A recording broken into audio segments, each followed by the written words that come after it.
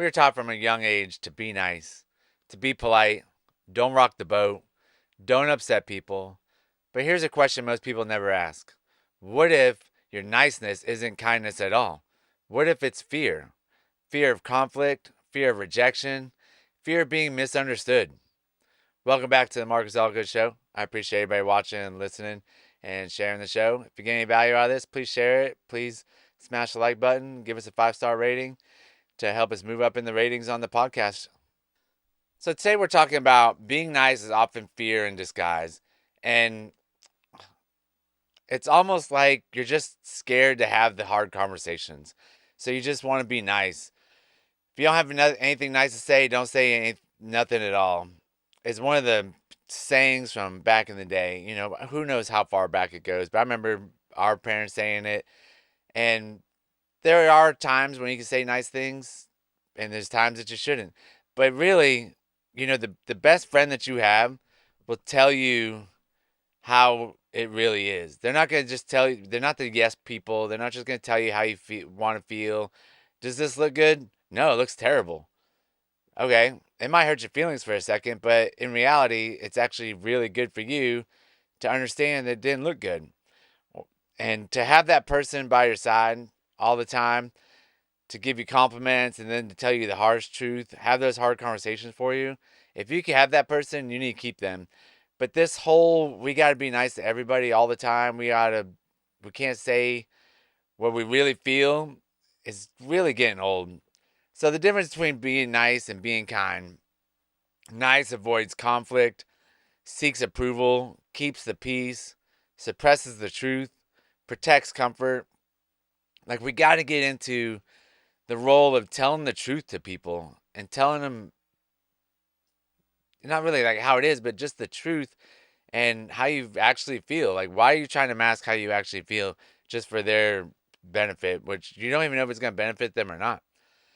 And the difference between with kind is tells the truth, sets boundaries, helps people grow, protects integrity, sometimes makes people feel uncomfortable.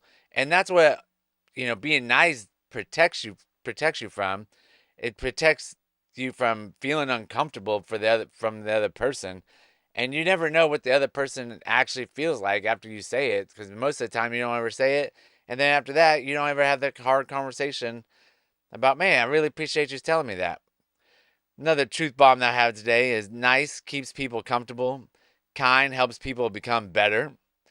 Niceness isn't about being liked. Kindness is about doing what's right.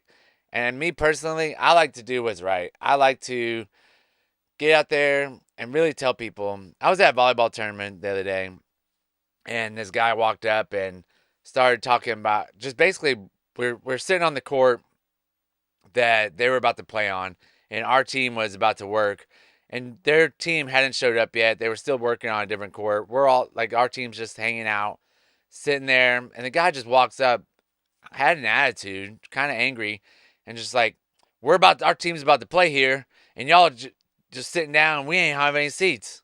And then walked over to the other group that was on the wall, said the exact same thing. I kind of looked at him and I was like, well, that was just rude. Kind of looked at the wife. I was like, okay, that was weird. I was like, okay, there was no seats anywhere else. So we decided to get up, and he walks back over and he looks at, and I look at him. I was like, hey, man, there's no need to be so passive aggressive about it. He goes, oh, I was being nice. I was like, no, you weren't. You didn't say anything. You didn't ask anything. You didn't say, hey, could you please move? Could you get up and so we can have these seats? Nothing. You passively aggressive said, our team's playing next and there's no seats.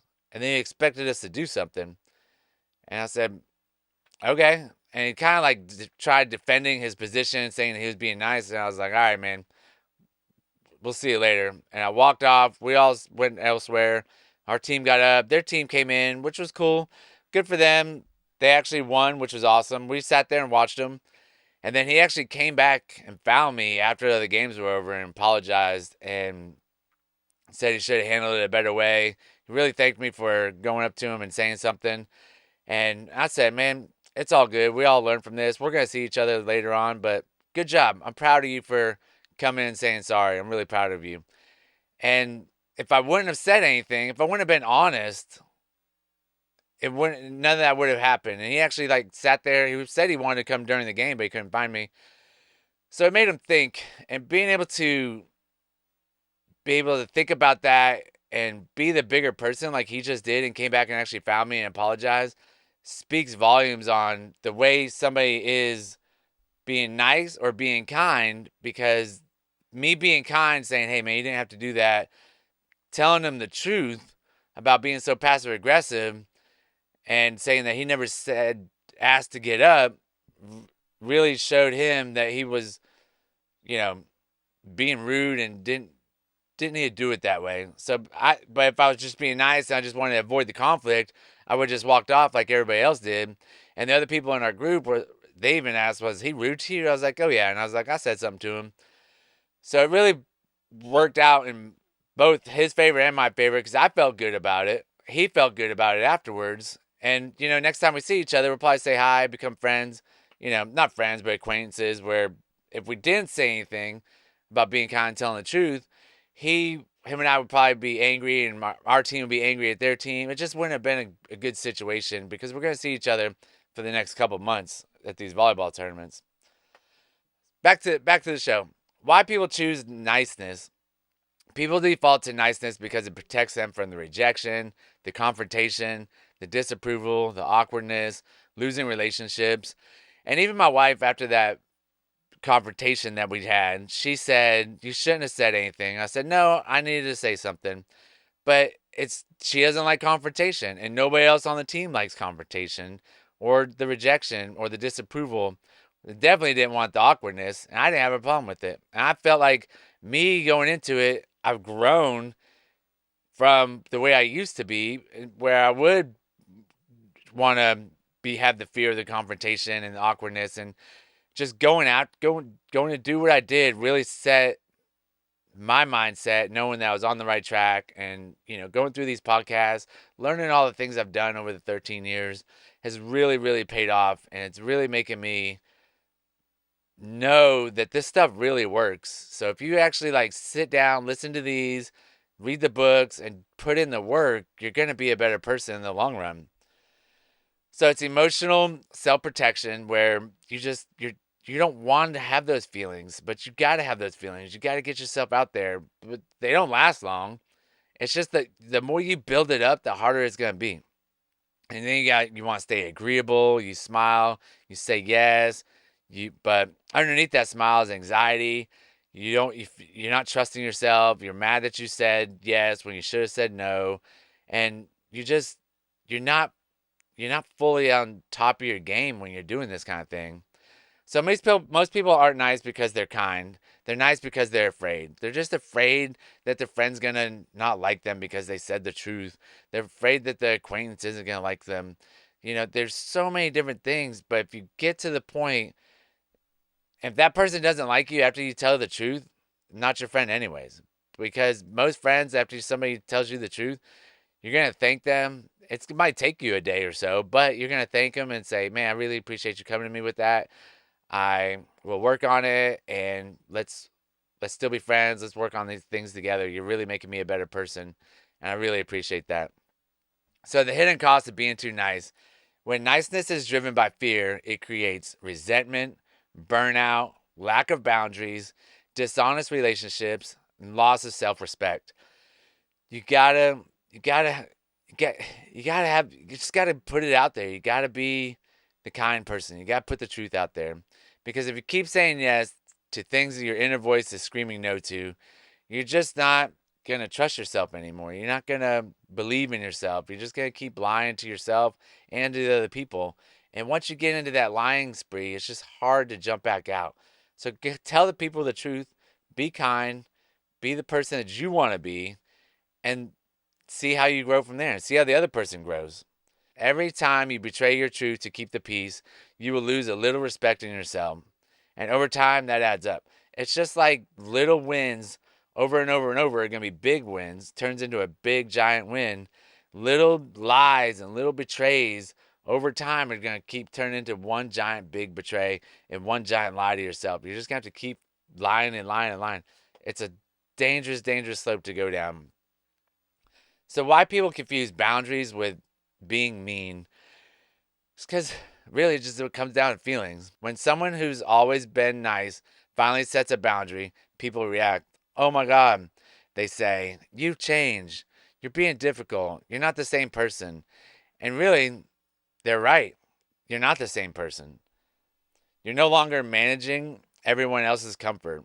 The thing is, you are setting the boundaries for yourself. You're not getting rolled over all the time, and you're not just putting the mask up that hides your true feelings just for to protect their feelings or what you think is going to be their feelings of, betrayal and hurt and being lied to.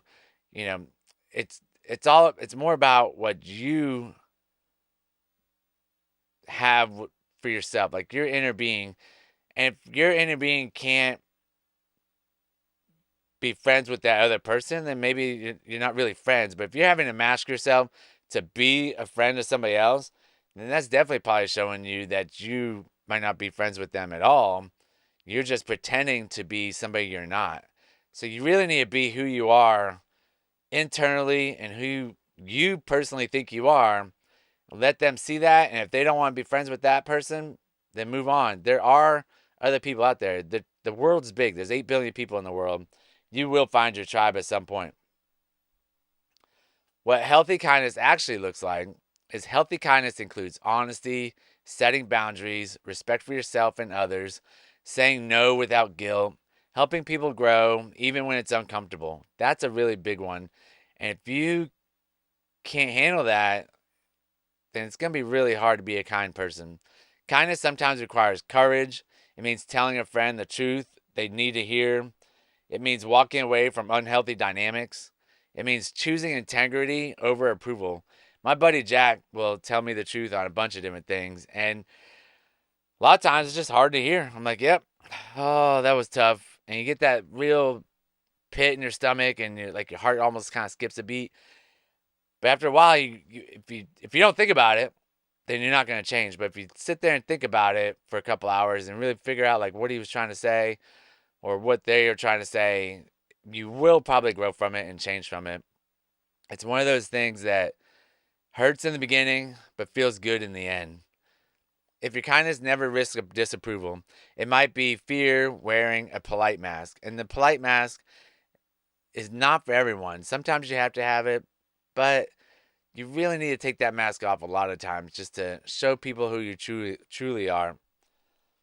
So, how to move from niceness to authenticity? Start with honest language. Practice saying what you actually think.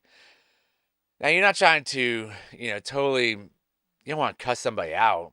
You really just, does this look good? No, I don't think it does. I think this over here would probably look better. Things like that.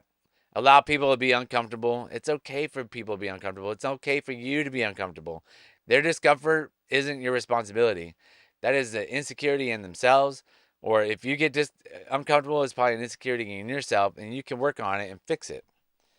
Set clear boundaries. Boundaries protect relationships and resentment. The boundaries are key in most relationships, whether it's your spouse, your friends, your coworkers, anything like that. Just set your boundaries that you need to have. Detach from being liked. Not everyone will agree with you, and that's okay. Not everybody agrees with me. Not everybody's going to agree with this podcast. Not everybody agrees with my TikTok or my Instagram, things like that. But there's people out there that will agree with you, and it's your job to find those people. And those people will help you be a better person, and you can help them be a better person also. You gotta choose integrity over approval. You're just not trying to have a yes person next to you. You're not trying to gain the approval of everybody. Respect lasts longer than popularity. Popularity is going to fade. You've seen it over and over and over. But if you have the respect from the peers that you need to have, that respect lasts a whole lot longer than that popularity. Because as soon as you, like, say the popular kid in high school, he's not the popular kid in college anymore. Like, it goes away so fast. Being respected will always matter more than being liked. And I truly believe in that. Like, being respected. I don't know how many people respect me. I know my kids do. Hopefully my wife does. And I'm sure my coworkers do. And, it's just one of those. A lot of times you're never going to know who all respects you or who all likes you and doesn't like you. And the I try to tell my wife all the time, like, it doesn't matter who likes us. You know, she thinks about it all the time. I'm like, just get over it. Like, it doesn't matter. If they don't want to be our friends, they're not our friends. If they don't want to be acquaintances, they're not acquaintances. But if they want to be friends, they'll reach out to us and we can reach out to them. But at a certain point, we just got to stay together as a family and just keep moving along and moving along this path that we're on right now. So, the closing challenge today. This week, notice how often you say yes when you want to say no. Like, have a mental conscious thought of it. And notice when you soften the truth just to avoid the tension. Then ask yourself, am I being kind or am I being afraid? And most likely, you're going to say afraid if you're trying to soften the tension, trying to avoid that tension. Kindness tells the truth, niceness hides from it. Go out there, be kind, change your life. That's the pod. I appreciate everybody listening.